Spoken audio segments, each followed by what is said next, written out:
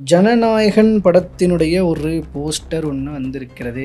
மக்கள் விஜய்க்கு ஆதரவு தெரிவிக்கிறாங்க. நாங்கள் உங்கள் பக்கம் இருக்கோம் அப்படின்னு சொல்கிறாங்க. இந்த போஸ்டரில் அதாவது இது ஒரு வகையான டீ கோடுன்னு வச்சுக்கோங்களேன். அந்த டீ கோடில் இந்த ஜனநாயகன் படத்துல மிகப்பெரிய அளவுல அவருக்கான அரசியல் அதிகாரத்தை அந்த அத்தியாயத்தை தொடங்குவதற்கான ஒரு மெசேஜா இந்த ஜனநாயகன் படம் இருக்குமா அப்படிங்கறத ஜனவரி படம் வெளியானோடனே தெரியும். இந்த கரூரில் கூட்டத்தை காட்டுறது, போகிற இடங்கள்லாம் கூட்டத்தை காட்டுறதெல்லாம் ஹெலிகாம் வச்சு ஷார்ட்லாம் எடுக்கிறாங்க. அதெல்லாம் ஜனநாயகன் படம் ஷூட்டிங்காக யூஸ் பண்ண போகிறாங்கன்னு நிறைய சொல்லிட்டு இருந்தாங்க. அது அவங்க சும்மா அடிச்சு விடுறாங்களா இல்லை உண்மையாலே ஷூட்டிங்காக பயன்படுத்தி இருக்கிறாங்களா இல்லை பயன்படுத்தினா அது எப்படியான விளைவுகளை ஏற்படுத்துங்கிறத இந்த இஷ்யூ தான் நமக்கான டூலு. கரூர் சம்பவம் தான் நமக்கான டூலு. திமுக தான் இந்த சம்பவத்தை பண்ணிச்சுங்கிற ஒரு நரேஷனை தான் ஆரம்பத்துல இருந்து விஜய் தரப்புல தாவேக்காவினர் தொடர்ந்து சொல்லிக்கிட்டு இருக்கக்கூடிய ஒரு குற்றச்சாட்டு. எனக்கு தெரிஞ்சு டிசம்பர் ஜனவரிக்குள்ள கூட்டணி முடிவு செஞ்சு ஆகணும். ஜனவரியில அது தெரிய வந்துடும். பிப்ரவரி வரைக்குமே நம்ம கொடுத்து பார்க்கலாமே. பிப்ரவரி தமிழக வெற்றி கழகம் கூட இதைத்தான் சொல்றாங்க, நாங்க ஜனவரியில தான் கூட்டணி பத்தியே பேசுவோம் அப்படின்றாங்க. பட் உள்ளுக்குள்ள அந்த நகர்வுகள் இருந்துகிட்டு தான் இருக்கும். ஆதவர்ஜுனாவோட ஸ்பீச்சில் அவர் சொன்ன ஒரு விஷயம், 2021 எலெக்ஷனில் கருப்பு சிவப்பு சைக்கிளில் போய் உங்களுக்கு ஆதரவு கொடுத்த உங்களுக்கு இப்படி பண்ணுவீங்களா, ஒரு நன்றி கடன் இல்லையான்னு கேட்குறாருன்னா, அப்போ 2021 திமுகவுக்கு ஆதரவான மனநிலையில் இருந்த விஜய் அடுத்த 2 வருட கேப்பில் திமுகவுக்கு எதிராக மாற வேண்டிய அளவுக்கு என்ன நடந்துருச்சு? கிரவுண்ட் லெவலில் இன்னும் விஜய்க்கான ஆதரவு அப்படின்றது இன்னும் அதிகரிக்கிறத இப்போ கொஞ்சம் கொஞ்சமாக நம்மளாலையும் பார்க்க முடியுது. ஏன் அப்படின்னா, என்னதான் நம்ம மேற்போக்காக இன்னைக்கு பத்திரிகையாளர்களாக இருக்கட்டும், அரசியல் நோக்கர்களாக இருக்கட்டும், விஜய்க்கு இந்த அளவுக்கு அட்வைஸ் பண்ணக்கூடிய ஆட்கள் எல்லாருமே சொல்லக்கூடியது, அவர் நேரம் தவறாமை இது எல்லாம் கடைபிடிக்கிறதுல தவறிட்டாரு. அப்போது நிறைய மக்களை ரொம்ப நேரம் காக்க வச்சுட்டாரு. தொண்டர்களை அந்த அளவுக்கு வெயிட் பண்ண வச்சுருக்க கூடாது.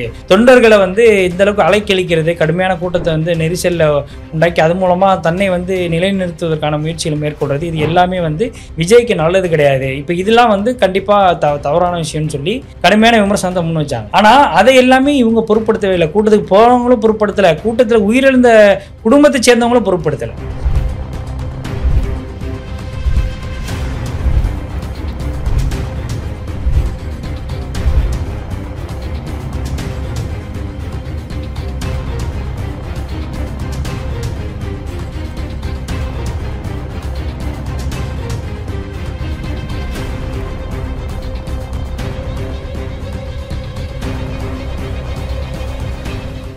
வேலை வேண்டுமா?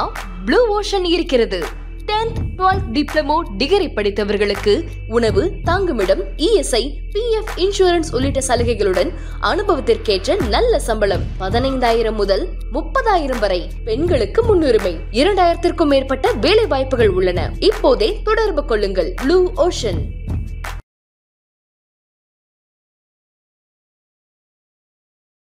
தமிழ் நேயர்கள் அனைவருக்கும் அன்பு வணக்கம்.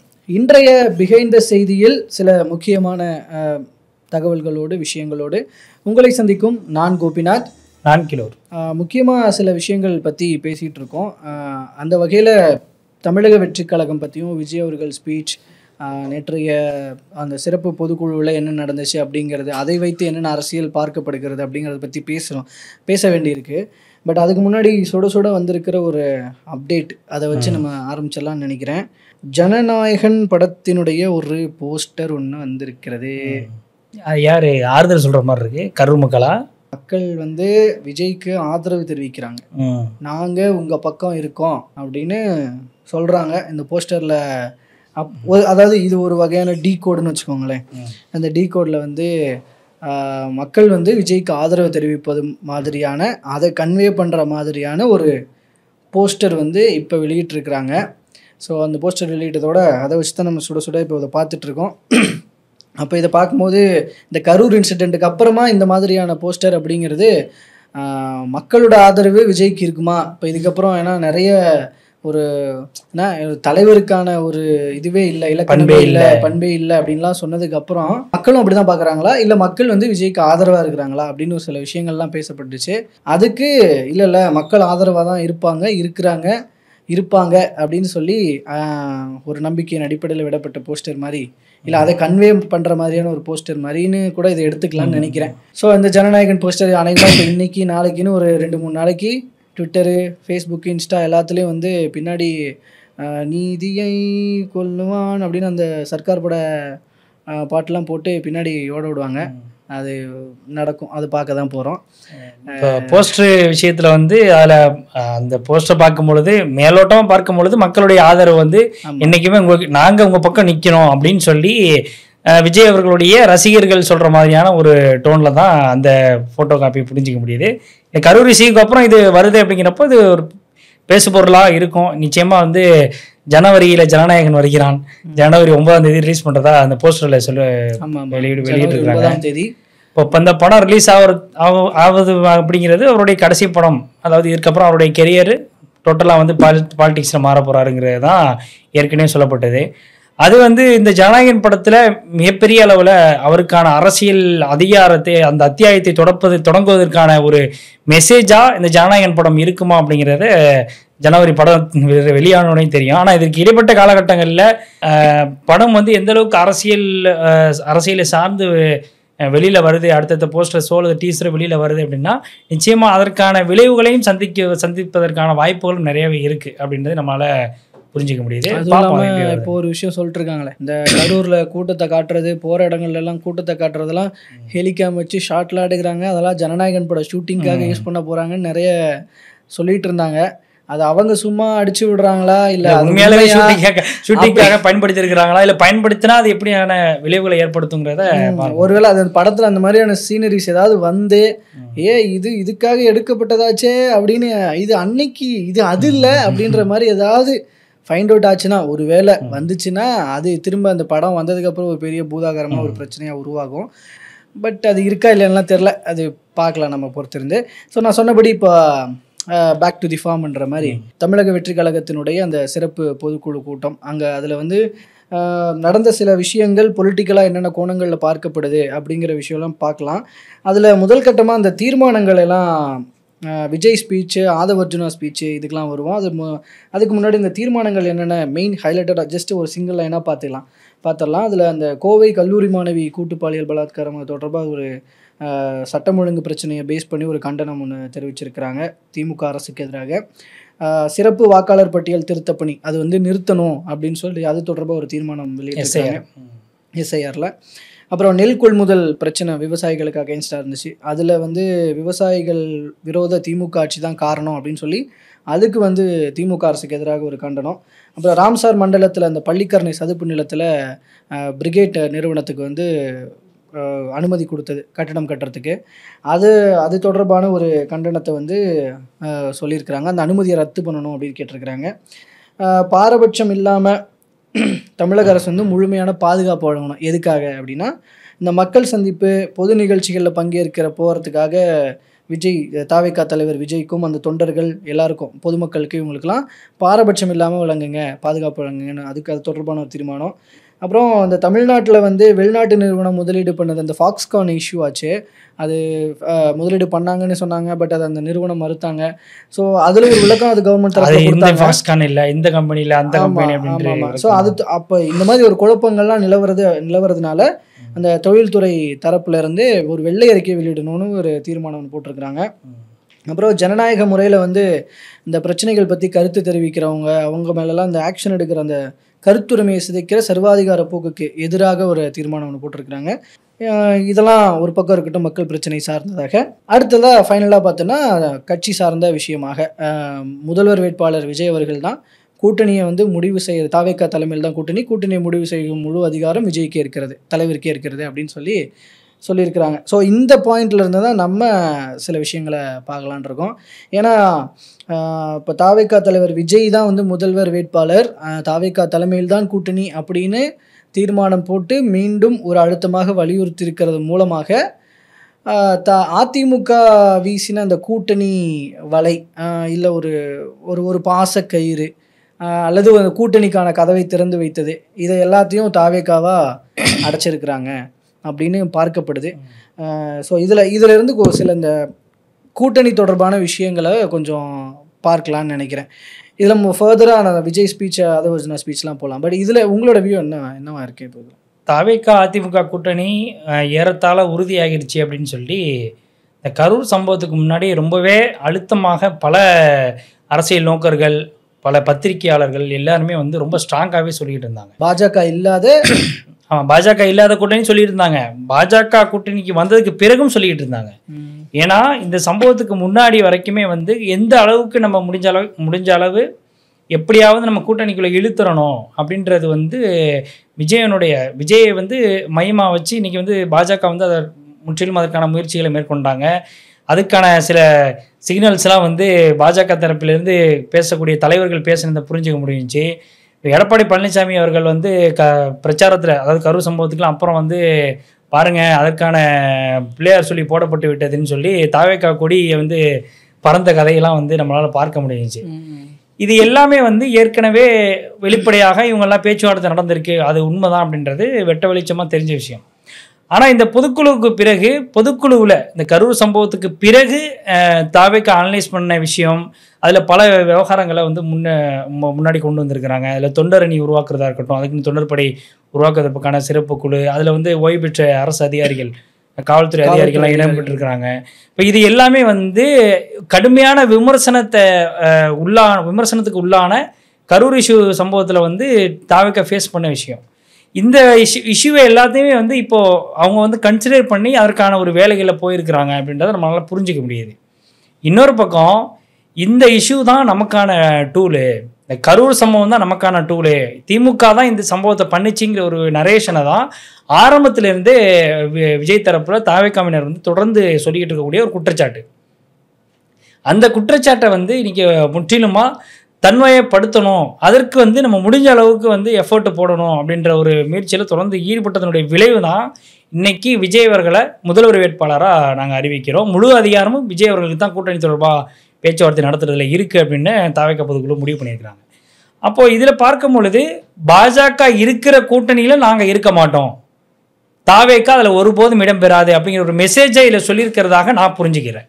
ஆனால் இன்னும் 3 மாதங்களோ அல்லது 4 மாதங்கள்லையோ இப்படி வேணாலும் மாற்றங்கள் ஏற்படலாம். ஏன்னா ஆல்மோஸ்ட் நம்ம நவம்பரில் இருக்கிறோம்.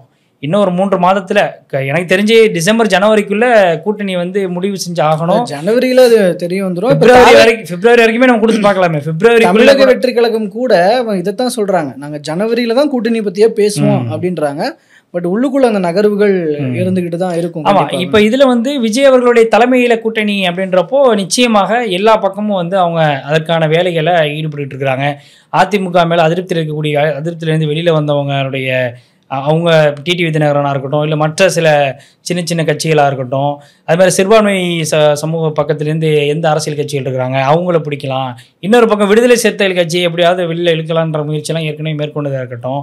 காங்கிரஸ் வந்து தொடர்ந்து திமுகவுக்கு எதிரான ஒரு ஸ்டேட்மெண்ட்ஸ் விடுறது, இது எல்லாமே வந்து காங்கிரஸ் அதாவது அதிகமான சீட்டுகள் நாங்கள் கேட்போம், எங்களுக்கான பிரதிநிதித்துவத்தை இது பண்ணுவோம், நான் திமுகவை வந்து ஆதரவு தெரிவிக்கணுங்கிறதுக்காக நாங்கள் எங்களுடைய அடையாளத்தை நாங்கள் வந்து விட்டுற முடியாதுன்ற மாதிரிலாம் கேஎஸ் அழகிரிலாம் பேசுகிறாரு. அப்போது இந்த விஷயங்கள் எல்லாமே வந்து தாவேக்காவுக்கு நகர்வதற்கான ஒரு வாய்ப்பாக இருக்குமோ அப்படின்ற ஒரு சந்தேகங்களையுமே எழுப்புது. அப்போது இந்த கூட்டணி வலையில் இப்போ தாவேக்கா கூட்டம் வீசக்கூடிய, இதுக்கு முன்னாடி அதிமுக தாவேக்காவுக்கு கூட்டணி வலை வீசினாங்க, இப்போ தாவேக்கா வீச வலையில் யாரெல்லாம் வந்து விழ போகிறாங்க அப்படிங்கிறத நம்ம ஓரிரு மாதங்களில் நமக்கு ஒரு ஃபைனல் டெப்த்தான ஒரு டெசிஷனுக்கு வந்துடலாம் கண்டிப்பாக. ஏன்னா இப்போ தாவேக்கா தரப்புல இதை தான் சொல்லிட்டு இருக்காங்க, நீங்கள் நிறைய பேர் பேசிட்டு தான் இருக்கிறாங்க, நாங்கள் இன்னும் கூட்டணியை டிசம்பர் எண்டு ஜனவரியில் தான் முடிவு பண்ணுவோன்னு சொல்கிறதுனால எல்லாம் வந்து அப்படியே பேசிக்கிட்டு இருக்கிறாங்க, ஹோல்டு பண்ணி வச்சுட்டு இருக்கிறோம், ஜனவரி வரும்போது எல்லாம் அறிவிப்போன்ற மாதிரி தான் அவங்களுடைய தகவல்கள்லாம் இருக்குது.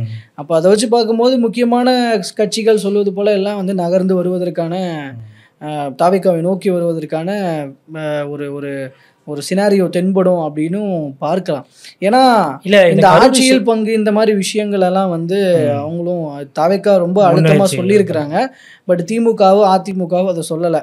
ஸோ அதனால இது அது எந்த அளவுக்கு சாத்தியப்படுது அப்படின்றது நம்ம ஃபியூச்சரில் அதை இப்போ ப்ராக்டிக்கலாக நம்ம பார்க்கும்போது தான் புரியும். ஏன்னா அதில் சில ப்ளஸ் ஆர் மைனஸ் அப்படின்றது ரெண்டுமே இருக்குது. ஆனால் இதில் வந்து விஜய் அவர்களுடைய இந்த நகர்வு அப்படிங்கிறது கரூர் சம்பவத்துக்கு பிறகு நானும் அதான் சொல்கிறேன். ஏற்கனவே நம்ம பேசணும், விஜய் தரப்பு பக்கத்தில் தாவேக்கா செய்யக்கூடிய பிழைகள் என்ன, இந்த கரூர் சம்பவத்தில் எந்த அளவுக்கு வந்து மிஸ்டேக் பண்ணியிருக்கிறாங்க, இது எல்லாமே வந்து நம்ம கடந்த காலத்தில் அந்த இஷ்யூ நடந்த டைம்லேயே நம்ம பேசியிருக்கிறோம். ஆனால் அதை தாண்டி கிரவுண்ட் லெவலில் இருக்கக்கூடிய ஃபேக்ட்ரி நம்ம வந்து பேச வேண்டிய தேவை இருக்குது அப்படின்றது தான் நான் புரிஞ்சுக்கிறேன். கிரவுண்ட் லெவலில் இன்னும் வந்து விஜய்க்கான ஆதரவு அப்படின்றது இன்னும் அதிகரிக்கிறத இப்போ கொஞ்சம் கொஞ்சமாக நம்மளாலையும் பார்க்க முடியுது. ஏன் அப்படின்னா, என்னதான் நம்ம மேற்போக்காக இன்னைக்கு பத்திரிகையாளர்களாக இருக்கட்டும், அரசியல் நோக்கர்களாக இருக்கட்டும், விஜய்க்கு இந்த அளவுக்கு அட்வைஸ் பண்ணக்கூடிய ஆட்கள் எல்லாருமே வந்து சொல்லக்கூடியது, அவர் வந்து நேரம் தவறாமை இது எல்லாம் கடைபிடிக்கிறதுல தவறிட்டாரு, அப்போது நிறைய மக்களை வந்து ரொம்ப நேரம் காக்க வச்சுட்டாரு, தொண்டர்களை அந்தளவுக்கு வெயிட் பண்ண வச்சுருக்க கூடாது, தொண்டர்களை வந்து இந்தளவுக்கு அலைக்கழிக்கிறது, கடுமையான கூட்டத்தை வந்து நெரிசலில் உண்டாக்கி அது மூலமாக தன்னை வந்து நிலைநிறுத்துவதற்கான முயற்சிகளை மேற்கொள்வது, இது எல்லாமே வந்து விஜய்க்கு நல்லது கிடையாது. இப்போ இதெல்லாம் வந்து கண்டிப்பாக தவறான விஷயம்னு சொல்லி கடுமையான விமர்சனத்தை முன் வச்சாங்க. ஆனால் அதை எல்லாமே இவங்க பொருட்படுத்தவே இல்லை. கூட்டத்துக்கு போகிறவங்களும் பொருட்படுத்தலை, கூட்டத்தில் உயிரிழந்த குடும்பத்தை சேர்ந்தவங்களும் பொருட்படுத்தலை. இப்போ பாருங்க, இப்போ நடந்த கூட்டத்தில் ஒரு அம்மா ஒருத்தவங்க வந்திருக்காங்க, என் பிள்ளை ஐசியூவில் இருக்குது, எனக்கு ஒரே ஒரு பிள்ளை தான், இது ஐசியூவில் இருக்குது, பட் இருந்தாலும் விஜயை பார்க்கணுன்னு வந்து பொதுக்குழுக்கு வந்த ஒரு அம்மா பேசியிருக்கிறாங்க. இல்லை புரியல, இது ஒரு தலைவர் மேலே இல்லை ஒரு ஆதர்ஷ நாயகன் மேலே ஒரு அன்பு இருக்கலாம், ஆனால் இப்படிப்பட்ட ஒரு அன்பு எதுக்கு அப்படின்ற ஒரு பெரிய கேள்வி வருது. ஆனால் ஒரே ஒரு பிள்ளையோட உயிரை விட பக்கத்துலேருந்து பார்த்துக்கிறத விட சம்திங் இதெல்லாம் விட அது எப்படின்னு எனக்கு புரியல. இதே பிளண்டரான ஒரு ஆதரவு அப்படிங்கிறது ரொம்ப ஆபத்தையும் ஏற்படுத்தும். ஏன்னா கடந்த காலகட்டங்களில் சின்ன உதாரணம், இந்த திரைமோகத்திலேருந்து திரையிலிருந்து வரக்கூடிய சினிமா நடிகர்களை வந்து ஆரம்பத்தில் அரசியல்வாதிகளாக மாறும்பொழுது, ஆரம்பத்தில் அந்த தொண்டர்கள் ரசிகர்கள் எல்லாமே தொண்டர்களாக மாறும்பொழுது கண்மூடித்தனமாக ஆதரவு தெரிவிப்பாங்க, கண்மூடித்தனமாக அவங்கள வந்து நேசிப்பாங்க, இந்த விஷயங்கள் எல்லாமே இருக்கும். அது விஜயகாந்த் அவருடைய ஆனால் உண்மையிலேயே வந்து அவர் சினிமா அப்படிங்கிறத தாண்டி சினிமாவை தன்னுடைய அரசியலுக்காகவும் அவர் பயன்படுத்திக்கிட்டாரு. அதுக்கு தகுந்த மாதிரி அவர் அரசியல்லையும் வந்து அதற்கான ஒரு டோனை தான் கையாண்டார். ஆனால் சில பல காரணங்கள் அவர் உடல்நிலை சரியில்லாமல் போனது, அதற்கு பிறகு நடந்த நகர்வுகள் எல்லாமே வந்து அவருக்கு சாதகமாக இல்லை. அதனால் வந்து அரசியல் அவரால் நீண்ட காலம் நிலை பெற முடியலை அப்படின்றதையும் பார்க்க முடிஞ்சிச்சு. ஆனால் அதற்கு பிறகு கமல்ஹாசன் அவர்கள் 2019 இந்த பாராளுமன்ற தேர்தல் சமயத்தில் அவர் வந்து முதல் முறையாக போட்டியிடும் பொழுது கூட அந்த தேர்தலில் வந்து கடுமையான முறையில் கமல்ஹாசன் வந்து பிரச்சாரம் பண்ணுறாரு. 2 கட்சிகளை எதிர்த்துமே பிரச்சாரம் பண்ணுறாரு. இதே சேம் டோன் தான், திமுக எதிர்த்தும் பண்ணுறாரு, ஒரு பக்கம் பாஜக எதிர்த்தும் பண்ணுறாரு. இது எல்லாமே வந்து அங்கே கமல்ஹாசன் நேசிக்கக்கூடிய ரசிகர்கள் எல்லாருமே வந்து கடுமையாக, நானே வந்து ஓட்டு போட போகும்போது ஊருக்கு போகும்போது ட்ரெயினில் நான் ட்ராவல் பண்ணிட்டு இருக்கும்போது ஒருத்தர் வந்து கேட்குறாரு, சார் நீங்கள் யாருக்கு சார் ஓட்டு போட போகிறீங்க அப்படின்னு கேட்குறாரு. எனக்கு பெருசாக ஐடியா இல்லை சார், உண்மையே ஃப்ராங்காக தான் சொன்னேன், பெருசாக ஐடியா இல்லை சார், இப்போது எனக்கு அங்கே போனதுக்கப்புறம் தான் என்ன பண்ணலான்னே நான் முடிவு பண்ணியிருக்கேன்ற மாதிரி தான் நானே சொன்னேன். நான் இல்லை சார், நான் இந்த தடவை கமல் சாருக்கு தான் போடலான் இருக்கேன், புதுசாக வராரு, என்ன தான் பண்ணுறாருன்னு பார்ப்போமே அப்படின்னு சொல்லி அதே மாதிரி பல நபர்கள் பேசக்கூடிய விஷயங்களை பார்த்தோம். ஆனால் அதற்கு பிறகு ஏறத்தாழ ஒவ்வொரு தொகுதியிலையுமே வந்து 60,000 70,000 வாக்குகள் வாங்கியிருந்தார், 80,000 வாக்குகள் வரைக்கும்லாம் வாங்கியிருந்தார். ஒரு சில தொகுதியில் 1,00,000த்துக்கு மேற்பட்ட வாக்குகளும் வாங்கியிருந்திருக்காரு. இது எல்லாமே பாராளுமன்ற தேர்தலில் சொல்கிறேன். கணிசமான வாக்கு தான். அதாவது முதல் முறை ஒரு தேர்தலில் நிற்கும் பொழுது அது ஒரு கணிசமான வாக்கு தான். ஏன்னா 10 வருஷமாக நாம் தமிழர் கட்சி இருந்தே இப்போ தான் அவங்க வந்து அந்த மாதிரியான ஒரு பெர்சன்டேஜில் 2019க்கு பிறகு தான் வாங்கினாங்க. அப்போ அந்த அடிப்படையில் பார்க்கும்பொழுது ஒரு மிகப்பெரிய அளவில் ஒரு ஹைப்பு வந்து அந்த நேரத்தில் கிரியேட் பண்ணாங்க. அதற்கு பிறகு அவருடைய செயல்பாடு எப்படி இருந்துச்சு அப்படின்னு பார்க்கும்பொழுது கொஞ்சம் கொஞ்சமாக கட்சியினுடைய நடவடிக்கைகள், கட்சியிலேருந்து வெளியேறக்கூடிய சம்பவம் எல்லாம் அப்படி தேய்ந்து போய் கடைசியில் இறுதி கட்டமாக என்ன பண்ணியிருக்காரு, திமுக கூட்டணியில் வந்து சேர்ந்து நீங்கள் ராஜ்யசபா எம்பி வாங்கிட்டு உட்காந்துட்டார். அப்போது அந்த பிளண்டரான நம்பிக்கையிலிருந்து வர்றதுக்கு இவங்களுக்கு சில காலம் பிடிக்குமோ அப்படி தான் நான் புரிஞ்சுக்கிறேன். அப்போ விஜய் அவர்களுடைய செயல்பாடு 2020 தான், ஏற்கனவே சொல்கிறது தான் இப்போவும் சொல்கிறேன், 2026 தேர்தலுக்கு பிறகு தாவேக்காவினுடைய செயல்பாடுகள் எப்படி இருக்குது, விஜய் அவர்களுடைய செயல்பாடுகள் எப்படி இருக்குது அப்படின்ற பொறுத்து தான் இந்த தாவேக்காவினுடைய எதிர்காலமும் அரசியல் எதிர்காலமும் தாவேக்கா தொண்டர்களுடைய அரசியல் எதிர்காலமும் இருக்குது அப்படின்றத அப்படி தான் நான் புரிஞ்சுக்கிறேன். ஏன்னா 2026க்கு அப்புறம் இருக்கக்கூடிய கிரவுண்ட் ரியாலிட்டி என்னங்கிறது ஆக்சுவலாக இவங்களுக்கு தெரிஞ்சு போயிடும். அப்போ தெரியும் பொழுது அப்போ வந்து மக்கள் எந்தளவுக்கு நமக்கு ஆதரவு அளிக்கிறாங்க, இதில் எந்தளவுக்கு நம்ம சரி செய்ய வேண்டிய தேவைகள் இருக்குது, இன்னும் நம்ம அடுத்த கட்ட தேர்தல்களுக்கெல்லாம் எந்தளவுக்கு நம்ம வேலை செய்ய வேண்டிய தேவை இருக்குங்கிற ஒரு கிளியர் பிக்சர் கிடைக்கும். அப்போ யாரெல்லாம் நிற்கிறாங்க கூட, அப்போ யாரெல்லாம் ஆதரவு தெரிவிக்கிறாங்க, அப்போ எந்த தொண்டர்கள்லாம் இருக்கிறாங்கன்றத அடிப்படையாக வச்சு நம்ம பார்க்க முடியும். ஸோ அது எல்லாமே இன்னும் கொஞ்சம் காலம் எடுக்கும். அது வரைக்கும் அதுக்கு முன்னாடி இந்த திரைமோகம், அந்த மோகத்தினால் வரக்கூடிய அந்த ஆதரவு அப்படிங்கிறது எப்போவுமே கண்மூடித்தனமாக தான் இருந்திருக்கு. அப்படி தான் நான் புரிஞ்சுக்கிறேன் அதை. அது எஸ், அது பார்க்கலாம், அது பொறுத்து வந்து பார்க்கலாம். இப்போ இதில் நான் ஃபர்தராக சொன்னது இந்த கூட்டணி விஷயங்கள் அப்படிங்கிறதுல இப்போ நம்ம சொன்னதெல்லாம் இருக்குது. இப்போ அதிமுக உடனான கூட்டணி எப்படி இருக்க போகிறது, அது அமையுமா அமையாதா, அதிமுக என்ன பண்ண போகிறாங்க, இதெல்லாம் ஒரு பக்கம் இருக்கட்டும். இப்போ இதில் வந்து பேசின பேச்சுக்கள், விஜய் அவர்கள் பேசும் பொழுது இங்கே உச்சநீதிமன்றத்தில் திமுக எந்த அளவுக்கு குட்டு வாங்கியது அப்படிங்கிறதுலாம் ஒரு ரீகால் பண்ணார். அப்புறம் இந்த கரூர் இன்சிடெண்ட்டுக்கு அப்புறமா அமைதியாக இருந்த காலத்தில் என்னென்ன விஷயங்கள், எப்படியெல்லாம் அவதூறுகள், வன்மங்கள் பரப்பப்பட்டது, அதுக்கான பதிலடிகளாக பேசின வார்த்தைகள் எல்லாம் ஒரு பக்கம் இருக்குது.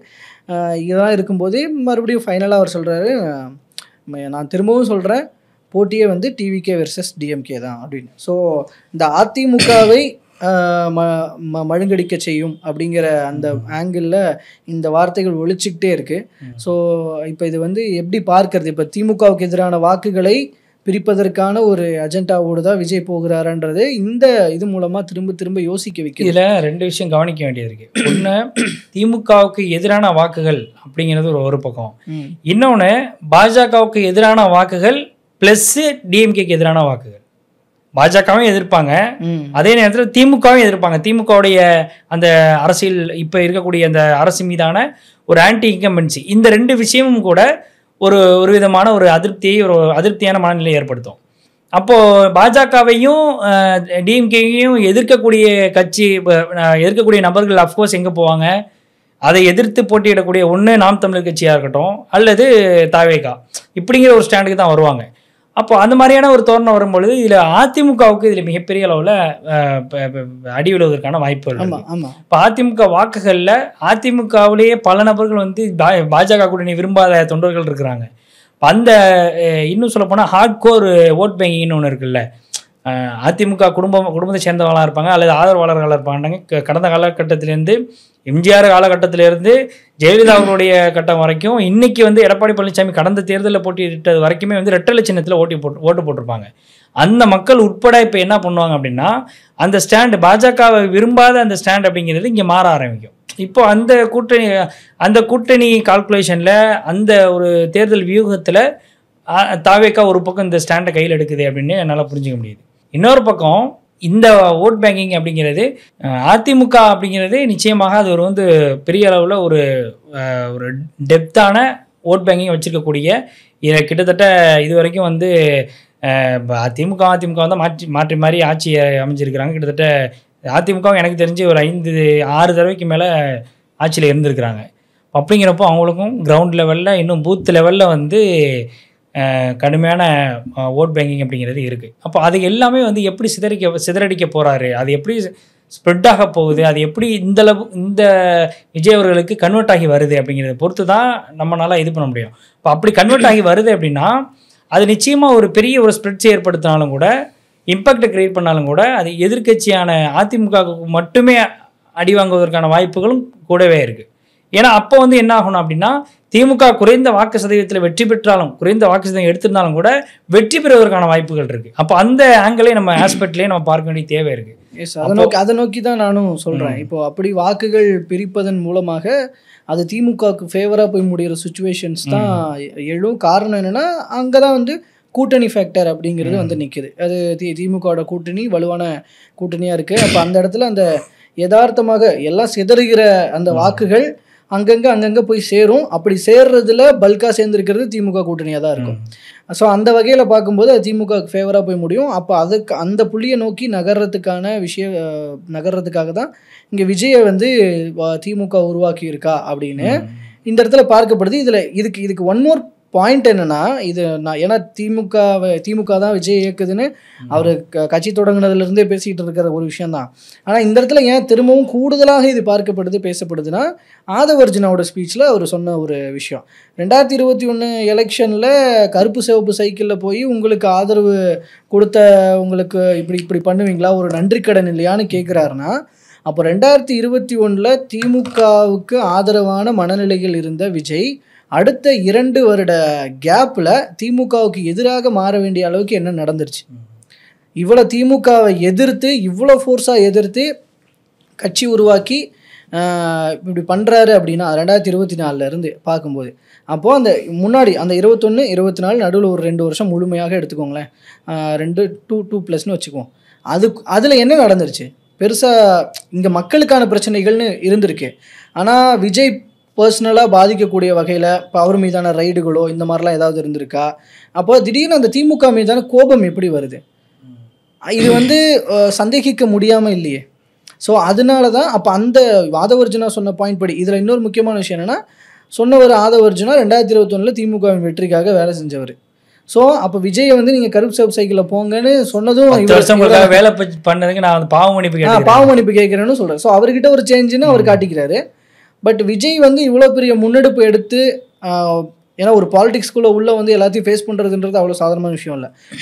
இவ்வளோ மெனக்கடல்களை எதிர்கொள்கிறதுக்கு தயாராகிற அளவுக்கான ஒரு ஆப்போசிட் சைடான ஒரு விஷயத்த, நெகட்டிவான ஒரு விஷயத்த திமுக ஏதாவது கொடுத்துருச்சா விஜய்க்குன்னு கேட்டால் இல்லை.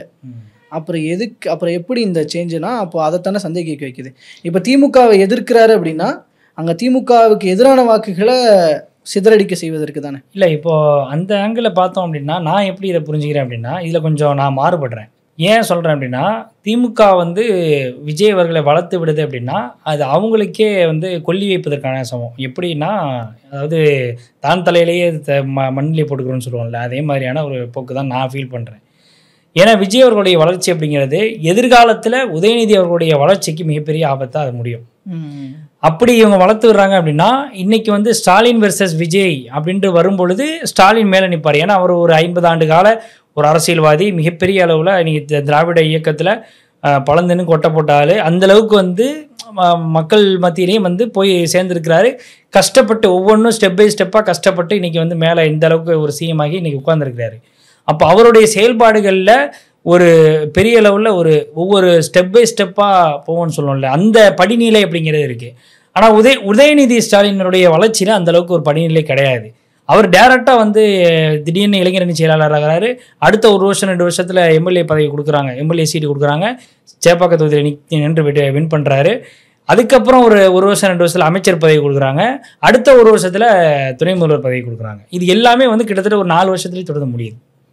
அப்போ இது ஒரு ஷார்ட் டைம் பீரியடில் இதாகும் போது இதில் திமுக தொண்டர்கள் இல்லை தான் ஏற்றுக்கிட்டாலும் வேறு வழி இல்லை அப்படின்னு ஏற்றுக்கிட்டாலும் கூட, ஏன்னா திராவிட கட்சி வேறு ஆப்ஷன் இல்லை, அதிமுக இந்த நிலைமையில் இருக்குது, பாஜகவோட கூட்டணியில் இருக்கிறனால அவங்க பலவீனமாக இருக்கிறாங்கன்னு சொல்லி ஃபீல் பண்ணக்கூடிய சூழலும் தமிழ்நாட்டில் தமிழக மக்கள் மத்தியில் இருக்குது.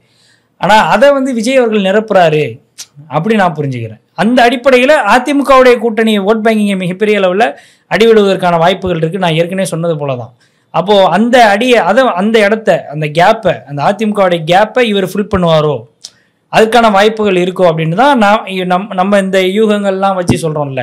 இந்த கூட்டணி, இந்த ப்ளஸ் ஆர் மைனஸு, இவருக்கு வரக்கூடிய இந்த ஆன்டி இன்கம்பன்சி, அரசுக்கு எதிரான ஆன்டி இன்கம்பன்சி, எடப்பாடி பழனிசாமி மீதான அந்த ஒரு அதிருப்தி, இது எல்லாமே மொத்தமாக சேர்ந்து விஜய் அவர்கள் பக்கம் சாய்ப்பதற்கான வாய்ப்புகள் இருக்கோ அப்படின்னு நான் ஃபீல் பண்ணுறேன்.